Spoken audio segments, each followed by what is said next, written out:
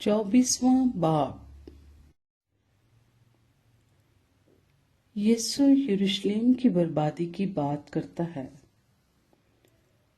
और यीशु हैकल से निकलकर जा रहा था कि उसके शागिर्द उसके पास आए ताकि उसे हैकल की इमारतें दिखाएं। उसने जवाब में उनसे कहा, क्या तुम इन सब चीजों को नहीं देखते? मैं तुमसे सच कहता हूं कि यहाँ किसी पत्थर पर पत्थर बाकी ना रहेगा जो गिराया ना जाएगा। मुसीबतें और ईज़ाएं। और जब वो जैतून के पहाड़ पर बैठा था, उसके शागिर्दों ने अलग उसके पास आकर कहा, हमको बता कि ये बातें कब होंगी और तेरे आने और दुनिया के आखिर होने का निशान क्या होगा। यीशु ने जवाब में उनसे कहा कि खबरदार कोई तुमको गुमराह ना कर दे, क्योंकि बथेरे मेरे नाम से आएंगे और कहेंगे मैं मसीह हूँ, और बहुत से लोगों को गुमराह करेंगे। और तुम लड़ाइयाँ और लड़ाइयों की अफवाह सुनोगे।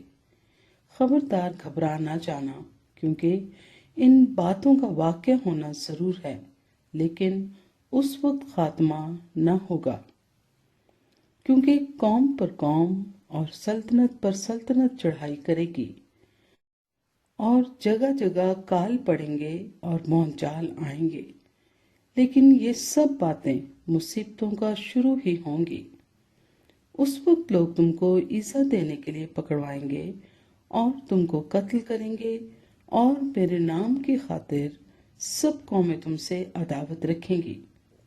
और उस वक्त बथेरे ठोकर खाएंगे और एक दूसरे को पकड़वाएंगे और एक दूसरे से अदावत रखेंगे, और बहुत से झूठे नबी उठ खड़े होंगे और बथेरों को गुमराह करेंगे, और बेदीनी के बढ़ जाने से बथेरों की मोहब्बत ठंडी पड़ जाएगी।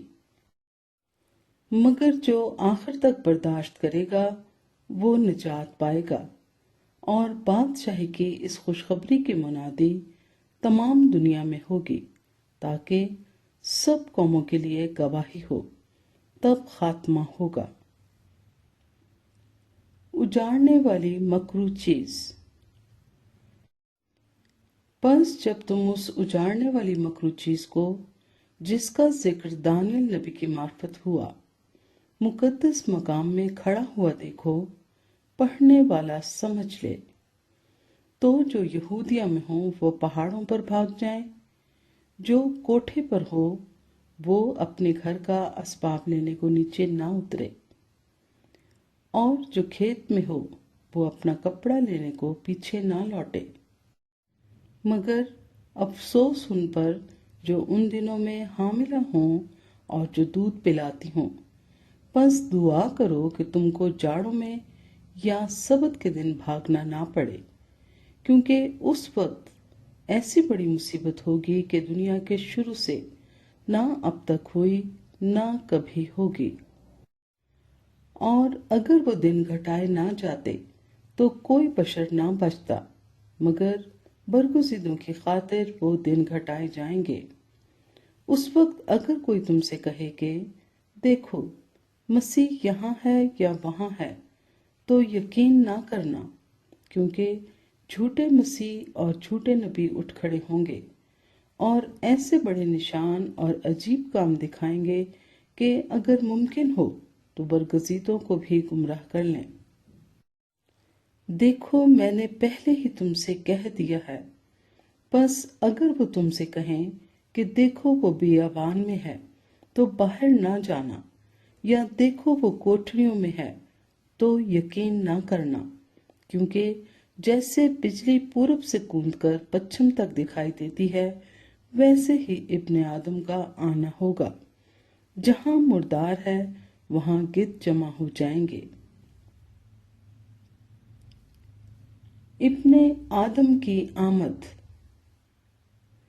और फौरन उन दिनों की मुसीबत के बाद सूरज तारीक हो जाएगा और चांद अपनी रोशनी ना देगा, और सितारे आसमान से गिरेंगे, और आसमानों की कुव्वतें हिलाई जाएंगी, اور اس وقت ابن آدم کا نشان آسمان پر دکھائی دے گا، اور اس وقت زمین کی سب قومیں چھاتی پیٹیں گی اور ابن آدم کو بڑی قدرت اور جلال کے ساتھ آسمان کے بادلوں پر آتے دیکھیں گی، اور وہ نرسنگے کی بڑی آواز کے ساتھ اپنے فرشتوں کو بھیجے گا، اور وہ اس کے برگزیدوں کو چاروں طرف سے آسمان کے اس کنارے سے اس کنارے تک جمع کریں گے۔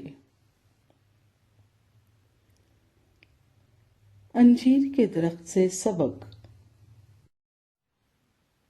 اب انجیر کے درخت سے ایک تمثیل سیکھو۔ جو ہی اس کی ڈالی نرم ہوتی اور پتے نکلتے ہیں، تم جان لیتے ہو کہ گرمی نزدیک ہے۔ اسی طرح جب تم ان سب باتوں کو دیکھو تو جان لو کہ وہ نزدیک بلکہ دروازے پر ہے۔